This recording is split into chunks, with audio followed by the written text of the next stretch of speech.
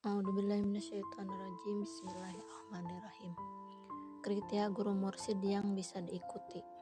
Mursyid atau guru thariqah merupakan pembimbing rohani seorang salik yang membimbing untuk bertemu Allah, ma'rifat kepada Allah Subhanahu wa Ta'ala. Oleh karena itu, dalam memilih atau mencari mursyid tidak boleh sembarangan. Berikut kriteria seorang mursyid yang layak diikuti menurut Maulana Syekh Yusri Rusyidi. Mursyid atau syekh thariqah harus memiliki dua kriteria.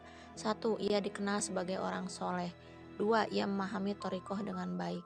Tidak disyaratkan bagi seorang mursyid thariqah untuk mendalami fikih. Ia tidak harus menjadi ahli fikih seperti Dr. Ali Jum'ah yang sangat mendalami fikih. Namun, seorang mursyid thariqah wajib mengetahui dasar-dasar fikih tentang bersuci, sholat, zakat, haji, serta halal dan haram. Pastinya ia harus mengerti tentang penyakit-penyakit hati. Seorang mursyid adalah ahli hati atau syekh al-qalbu. Karena itu ia harus memahami fikih hati.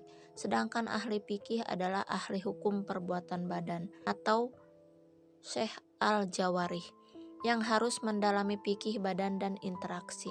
Seorang yang ingin menempuh perjalanan menuju Allah Subhanahu wa Ta'ala, menurut Syekh Yusri, haruslah memiliki guru mursyid. Karena Islam tidak hanya mengatur perkara zahir atau luarnya saja, akan tetapi perkara-perkara batin atau dalam juga diatur sedemikian rupa. Kamu memiliki zahir yang diatur oleh Islam dan memiliki batin yang merupakan tempat iman. Karena itu kamu harus memiliki syekh yang ahli fikih dan syekh murabi pendidik hatimu. Bisa saja gurumu adalah seorang syekh yang ahli dua fikih ini, sehingga ia adalah faqih dan murabi bagimu, ucap Syekh Yusri. Akan tetapi menurut Syekh Yusri, sebenarnya seorang itu tidak perlu mencari mursyid karena Allah Subhanahu wa Ta'ala sendiri yang akan memilih mursyid untuk dirinya.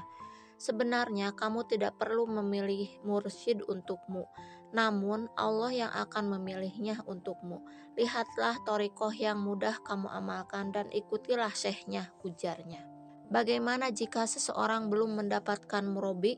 Syekh Yusri menganjurkan seseorang kepada seseorang yang sudah memiliki murabi bersolawat kepada Nabi Muhammad SAW hanya sebanyak 200 kali. Akan tetapi, jika tidak memiliki murabi, dianjurkan untuk lebih banyak bersolawat sebanyak 1000 kali selama sehari. Jika kamu punya murabi, kamu boleh membaca 200 kali sholawat dan salam kepada Nabi Muhammad SAW sesuai petunjuk syekh. Namun, apabila kamu belum mendapatkan murabi, maka kamu harus memperbanyak sholawat, minimal 1000 kali sehari atau idealnya 10.000 kali per hari.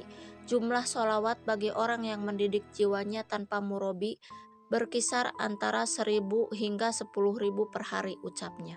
Dalam arti kata, jika di akhir zaman ini sulit ditemukan guru mursyid yang mumpuni, maka bersolawatlah sebanyak-banyaknya, karena dengan bersolawat guru mursyidnya langsung Rasulullah SAW sendiri.